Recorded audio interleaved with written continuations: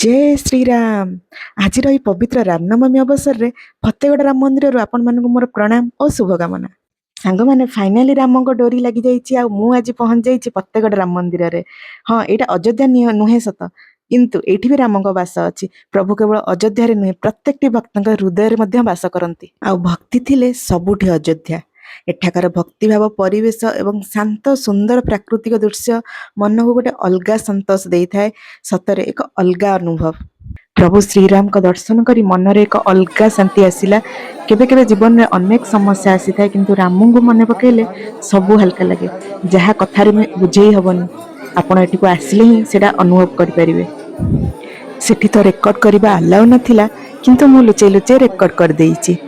जितेबाला आपण भगवान राम को दर्शन करेंगे ना आपण को लगे साक्षात रामलाला आम सामने ठिया होती आम पाखक पलि आमको दर्शन देवाई। एठी केवल प्रभु रामचंद्र नुहति भाई लक्ष्मण और माता सीता देवी मूर्ति भी पूजा पाऊँच। एते भिड़ भितर एते सुंदर दर्शन हम केबे भी भाभी नथिलु। आ फाइनाली सेई मुहूर्त आसी पहुंची जाइछि।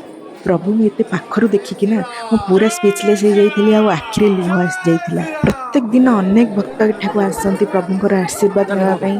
केबे केबे जदि जीवन में थकी जाइछन ना एमिति पवित्र स्थान को आसिले मन एकदम फ्रेश हो जाए। आ एठाकर प्रसाद कौन से अमृत ठारू भी कम नुहे। एई मंदिर शिल्पकला और गठन देखिले आपण मध्ये आश्चर्य होइजिवे।